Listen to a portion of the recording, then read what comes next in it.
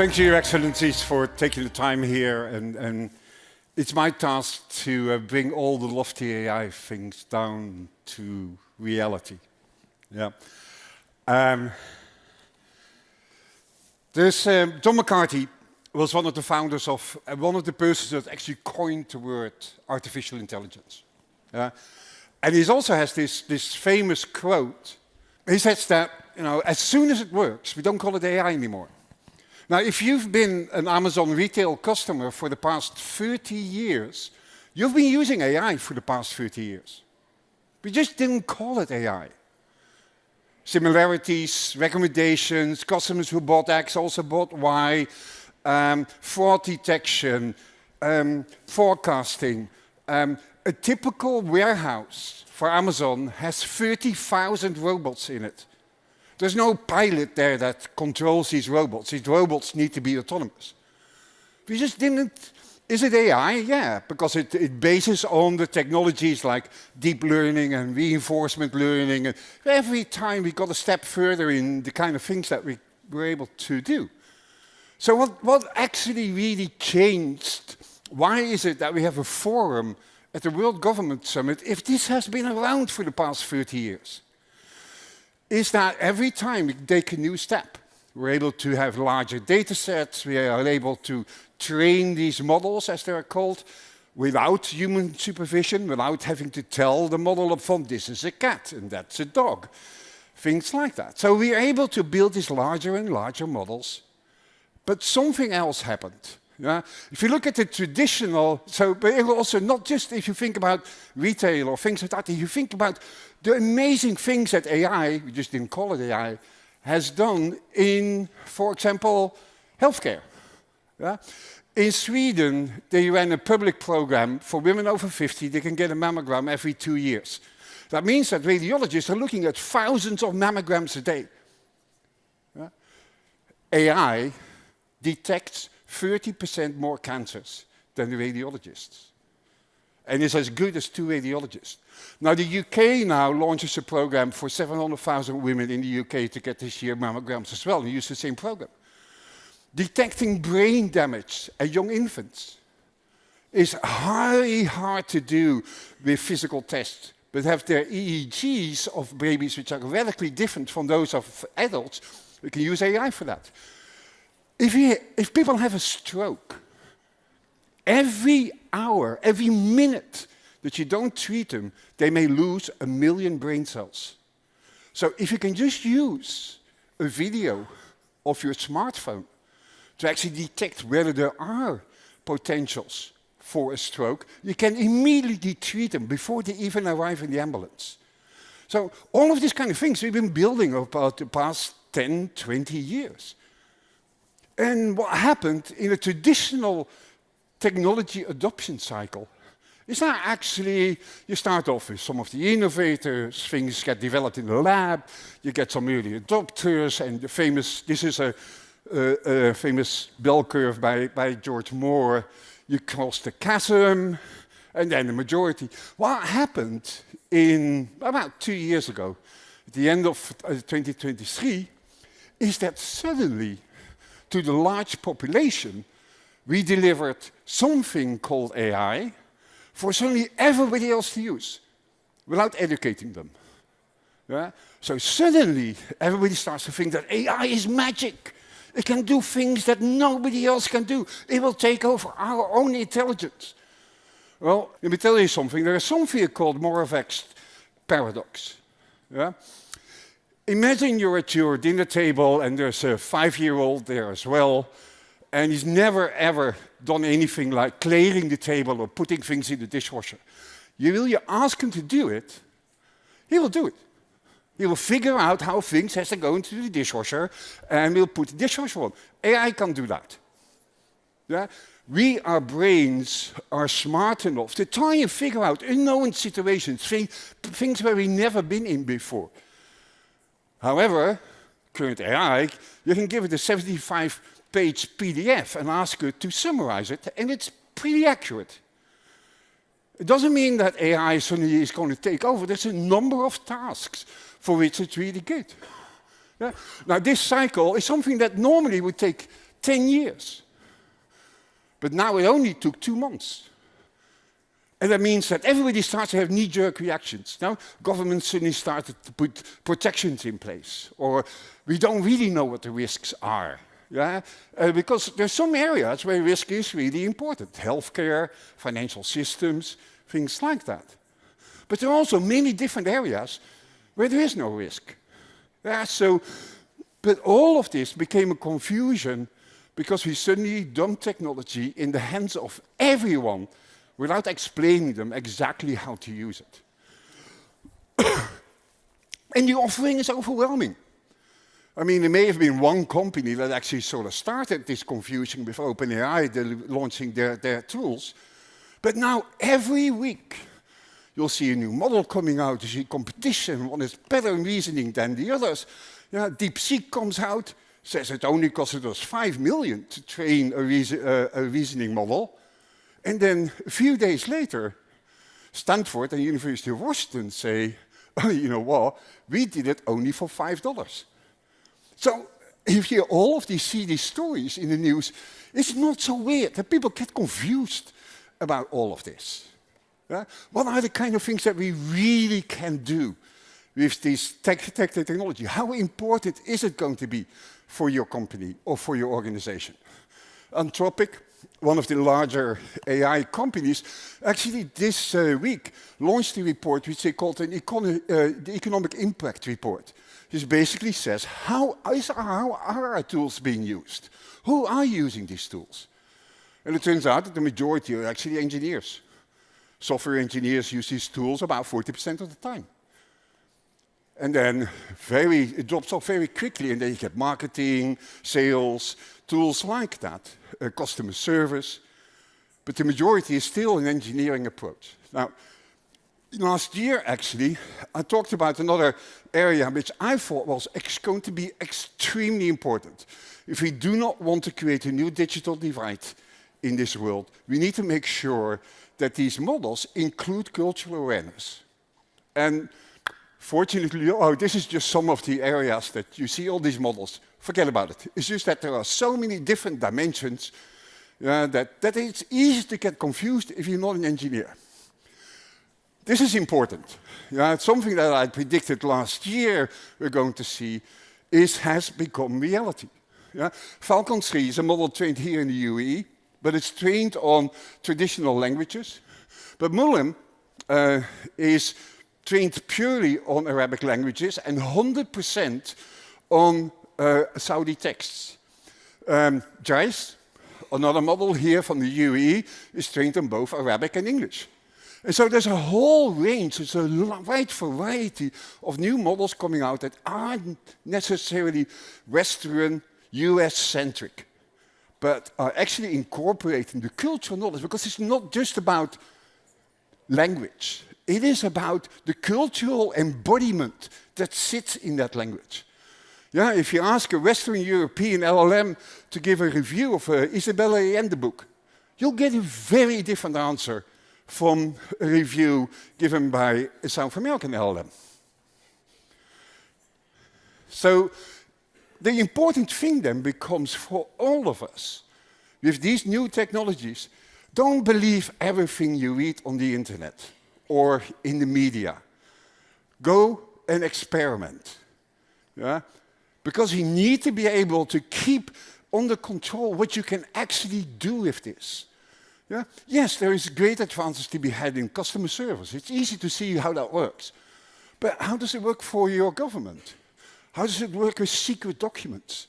How does it work with all sorts of different things that you actually need to take into account in real life, beyond the simple examples? Okay, you've built your chatbots. And now? What are you going to do next? And one of the things that I really want to urge you about when you start to think about sort of this experimentation, compare these two things.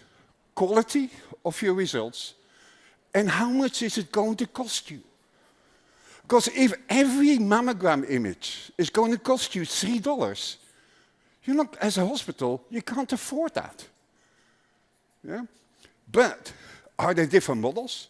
Is there different technology? Could you maybe do a step back in this quality of these models and get an equally good result. If your customer service suddenly becomes 60% more efficient, but it costs you 10 times as much, is that really what you want to do? And by the way, when I say cost, I also mean sustainability. Now, I come out of a world where, the technology world, where every resource that you've used, you had to pay exactly for that particular resource that you've used. Now, those resources, in general, also equate energy, or milligrams CO2. So if you hear me talk about cost, you might also hear me say sustainability. How can we make sure that not only our costs are exploding, but that we can make sure that these technologies don't ruin our planet at the same time? Now, I'm going to go back to sort of the lessons learned from 2006, 2008, when we launched cloud computing. Again, a complete new evolution in the way that we're building digital systems. You no longer needed to have your own hardware, things like that. Now, before cloud, everything was constrained because you had to have your own data center, you had to have your own servers. And Amazon retail, I had to really be carefully predicting how much capacity I would need for the coming, let's say, Christmas season. Yeah, because if I would buy too much hardware, my CFO would be unhappy. If I didn't buy enough hardware, my customers would be unhappy. So it was a careful kind of thing. And always things happened that you had to dance around. You had to be really creative to live within these constraints. And then cloud computing came along. Suddenly, you no longer needed to worry about how much capacity you needed, and two other things became massively important. How fast can we innovate, and how quickly can we deliver the kind of things that we want to deliver? Suddenly, everybody forgot that that also costed money. Yeah, and there is something that is called Jevonson's paradox. Again, one of these paradoxes. It means that if we can start doing things more efficient, you just don't bask in the efficiency of that, you're just going to do more of it. Yeah, so instead of that, people just doing, oh, now I don't have to spend that much on this particular application. No, you're going to build more. And it's the same thing that we'll probably see, in AI as well. You know, if you get your efficiencies, you'll start to do more of these things that are so efficient. Now, with all of this, it turned out that a number of years later, after that, everybody was coming fast and innovating and building amazing products. So you have to think that Uber, Dropbox, Airbnb, all these companies didn't exist without cloud and could not exist without cloud. But after a number of years, after all this innovation, organizations start to figure out, but how much is this costing me? Yeah, because I've never had these constraints anymore. Is this really the most efficient way of doing this? These are the same things that we'll see in AI as well. So let me give you some advice that I've gotten from those years of doing cloud computing and that we were teaching our customers through the Frugal Architect program that apply, in my eyes, to AI as well. Yeah? First of all, and it has nothing to do with cost, security, privacy are non-negotiable. Yeah? If you look at whatever provider you're going to be using or whatever tools you're going to be using, privacy and security should be your #1 concern. Make sure that you can fine-tune them all without that your data leaks. Yeah? Coca-Cola and Pepsi should be able to run on the same platform, doing the same things, without having to worry that their data leaks to the others. Costs need to be a non-functional requirement. I know we're all excited about all the things that AI can do for us. But if we don't start thinking up front about sustainability and cost, this will get away from us.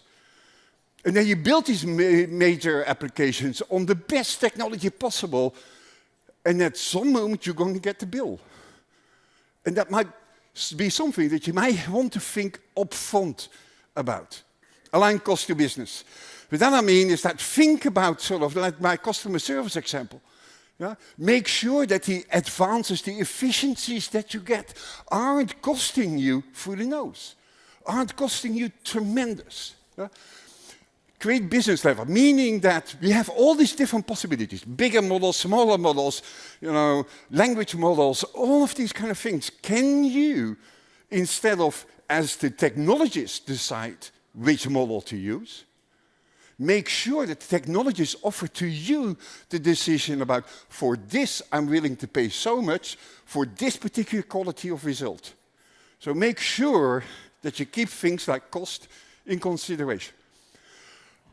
And not only tell them that up front, not only allow the business to decide which models or which costs to have, but you actually need to show it. Let me give you an example.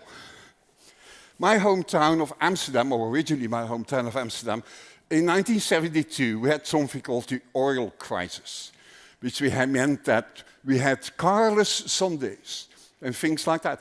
Also some research was done in those days, because some houses that were comparable used twice as much energy as the other houses. And so trying to figure out what was going on there, it turned out that those houses that were using twice as much energy had their the electricity meter in the basement, and the other ones had their electricity meters in the hallway. The fact that you just see what your usage is gives people control over their usage. And that's important. Unabsorbed systems create unabsorbed costs. Well,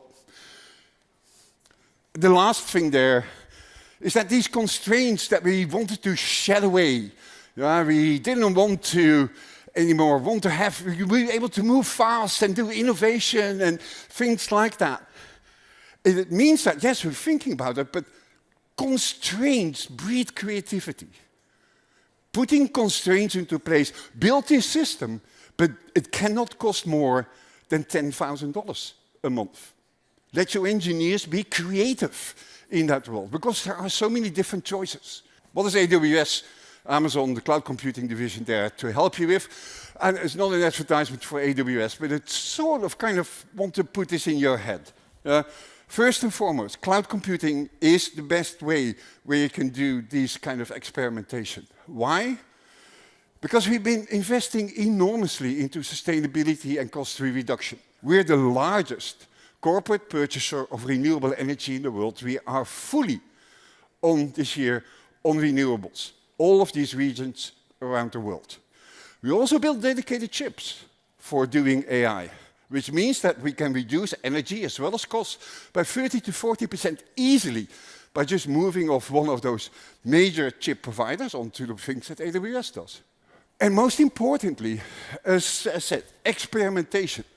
There's this environment called Bedrock where all the big models are, in every possible variation.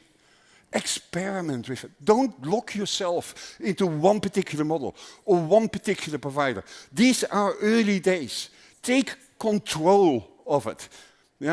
Make sure that you experiment with it. Find small areas where you think you can have advantages and then go after, go build something. Use 2 or 3 different models to figure out what works for you. And we give you great cost inspection there. And most importantly, also a huge variety of public data sets. For example, one of these public data sets is Digital Earth Africa. Do you want to figure out, start to look at mangrove deterioration in Ghana? Do you want to look at illegal roads being built in Botswana? Which in general means that they're on the way to illegal mining. All these data sets are available. Make sure that also, I think, as your organization, contribute to open data sets, because that drives enormous innovation. Now, chatbots, all these kind of things we can build, but there are way more important problems in this world where I think AI can be applied to. If I think about, what is it, the UN estimates by 2050, we have another 2 billion people on this planet. How are we going to feed them? How are we going to make sure they're economically sustainable? How are we going to make sure there's healthcare for everyone? Technology has a significant role to play in all of that. Now, if you think about the new ways of actually, how do you think we're going to make protein for everyone? Rice is a staple for 50% of the world.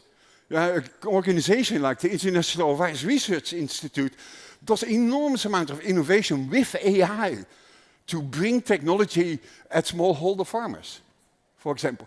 These are the real big problems where we should be applying technology to, not just how efficient can we make our chatbots. Good AI needs good data. Without data, none of this exists. Remember, AI is just a tool. It's about the data, because the data is actually decides how effective this machinery is going to be. And if you have good data, you need good AI, just to make sure. This typical story is, how do you find this needle in a haystack? How do you do that? You use a magnet. Yeah? AI is the magnet to find the needles in our haystack.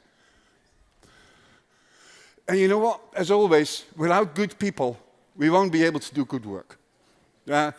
AI predicts, we make decisions. It is of augmentation to us.